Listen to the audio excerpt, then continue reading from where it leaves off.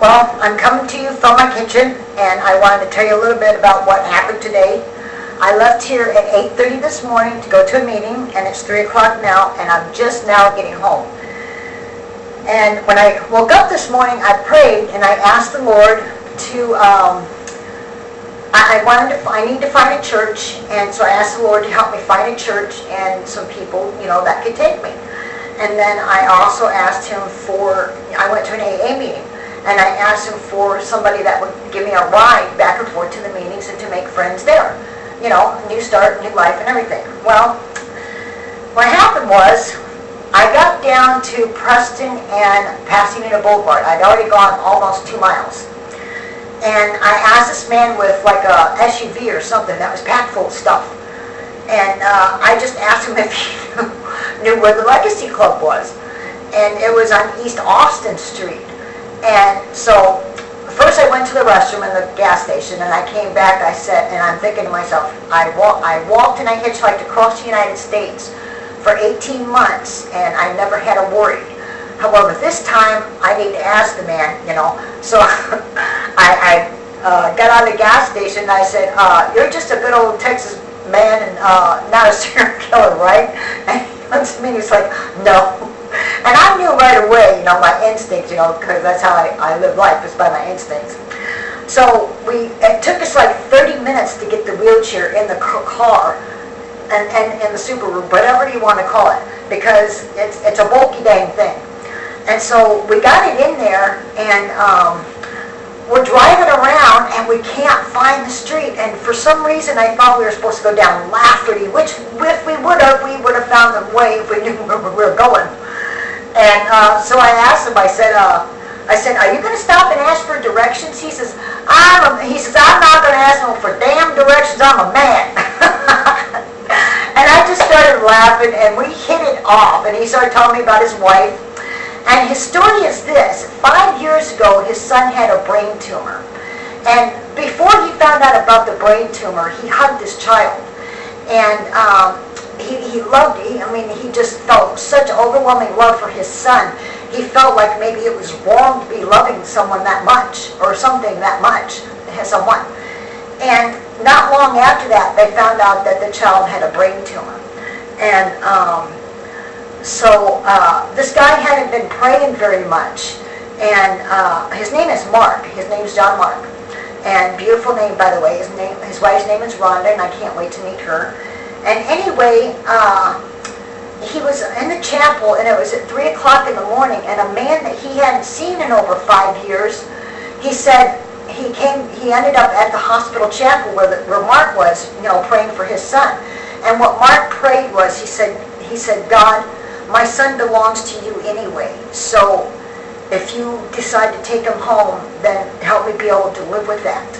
And all of a sudden, in walks this man that he hadn't seen for over 5 years. And Mark said that he was just sobbing, tears coming down his face and his eyes.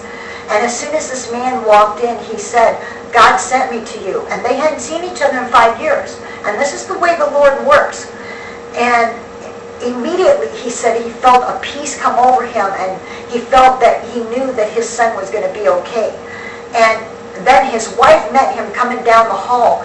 And she said, God just spoke to me and told me that our son is going to be okay. Simultaneously, God spoke to both parents in separate parts of the hospital and told them that their son was going to be okay.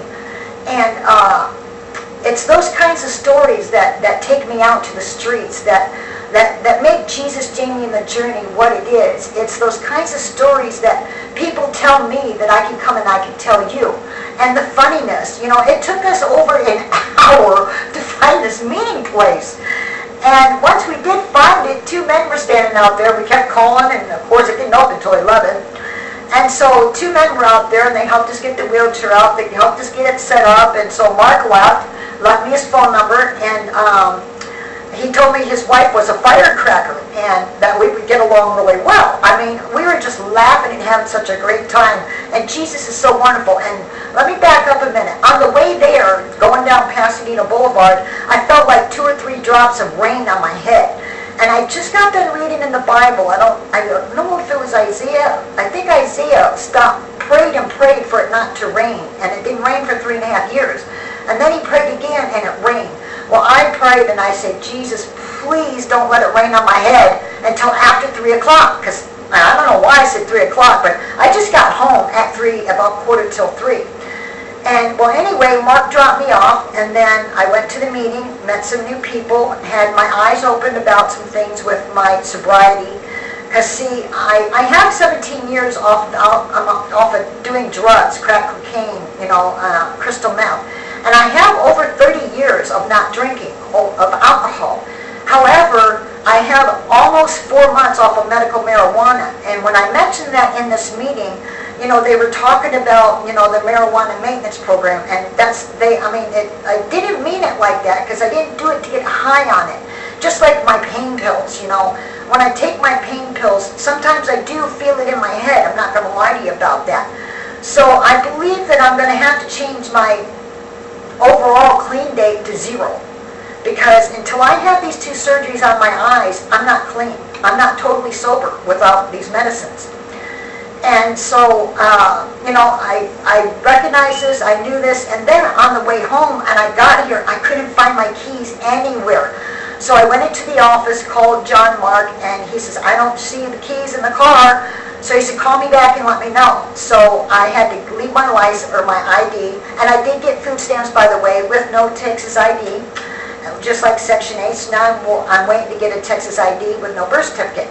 And so anyway, I got here to the door, and guess what I found? My keys. I left them at the door, and I had a blonde moment, and my mouth is getting really dry. Hang on. And I was going to write all of this down, but my wrist hurts really bad, and I've gone through 3 ice packs since I've been gone and using the wheelchair. So that's why I wanted to do it this way instead of writing it all down. And so I found a way to church. I found a couple that I can hang out with. I haven't met Rhonda yet, but John says that I'm his wife's type of person. So that'll be awesome to meet Rhonda, and I need you guys to pray for her because she's having difficulties with her job and her boss, and she didn't get any sleep last night, so we prayed for her. And pray for me for my total sobriety with no pain pills. I'm not giving them up until I have eye surgery, because right now I hurt so bad just being in this light. I hurt very, very bad. And my wrist hurts really bad. My feet hurt really bad. And but one day I want to get off of the pain pills. I don't know when. Only God knows my new clean date in the future. And because right now I'm not ready to give up what helps me with the pain. And I do take Advil. I have Advil and I do take it. And I go like 2 weeks out of the month without any pain pills because the doctor only gave me, for 13 years, he's only given me enough for 2 weeks. But I never told him that because I didn't want to take them 30 days out of the month. And because, see, my mom died not from an overdose because she got high, like not from an overdose that way, but she got to a point to where she was taking 7 to 8 pills at a time for pain. And back in 2003, I started recognizing that I still had that. I have an addict personality, an addict mind. And so I just said, Jesus, please don't let me get that way and do this. And when my mom died, her brain was like white mush from 45 years of painkillers. And I've been on painkillers for 28 years. And I have had brain, on and off, not all the time, but on and off. I've had 14 surgeries, I think 14 now, since 1980, and 14 years. And I've got 2 more surgeries coming up on both eyes, and probably one on my wrist. I don't know what's going on with it. And so I just need prayer for that. And I just wanted to share with you Jesus, Jamie, and the journey, and how much prayer can work. And for all you skeptics out there, and that don't know if they want to believe or they're angry at the past, forgive. You don't have to forget, but forgive yourself. Forgive our mom. Forgive, the people in your past, because there's joy and freedom within us. And there are decisions that I have made about my life here that I'm going to have to just speak. I'm going to have to, truth is when the word and deed become one. That's by Nancy Missler. She said when the word and deed become one, that's when you're walking in truth. And so, I'm happy I'm content, and I love being here in Texas. I do miss my California friends and the weather, because man, I tell you what, when I got outside of that meeting place and I stopped at this little garage sale, oh my gosh, the heat was awful. I mean, and it wasn't even like sunny out yet. And so that the humidity hit me, and I had to take off my shoes and my socks and the hat that was on my head. And so God stopped the rain for me. I got home at 2:45. I met a man that when his wife has time, we could go to church together. We can meet, and I can have some more Christian friends. I got to an AA meeting. I'm getting a ride tomorrow, God willingly, if it's not raining. The man says, you can ride a bike, can't you? And I said, oh yeah, I can ride a bike. And so he's going to pick me up on his motorcycle and take me to a meeting. And this man here, he died 3 times 5 months ago. And God saved his life. And today they said, do we have a topic at the AA meeting? And I said, God's will. You know, and that's what I've been about for a long time now, is God's will and dying to self. You know, Jesus says we have to die to self to find ourselves and to gain ourselves. What is the use of losing our soul if we gaining the world if we lose our own soul? You know, what that means, dying to self, is I give God my mind, my emotion, my mind, my will, my emotions, my thoughts, my motives, and my attitudes. I ask him to guard my heart, protect my mind, and to tame my tongue. I ask the Holy Spirit to come and indwell my mind and indwell my character and my personality. And Jesus, Jamie, and the Journey is a street ministry, you know, and one day maybe I'll have a pulpit to stand behind. I don't know. But for right now, it's for you guys, you know, y'all that are my friends. And I do want to mention the chat and the new friends that I have. You know, I keep saying on the Facebook that I won't talk to you on chat because of my eyes and my wrists. It hurts. But if you have a private matter that you need prayer for, or you need to talk about, and you can't discuss it publicly, then please feel free to put it on chat. But just to say hi or anything like that, I can't do that right now, and I'm sorry for it. And so I just want to say God bless you. I love you, and I miss everybody in California. So you guys be good and just keep giving life to Jesus, okay? Bye.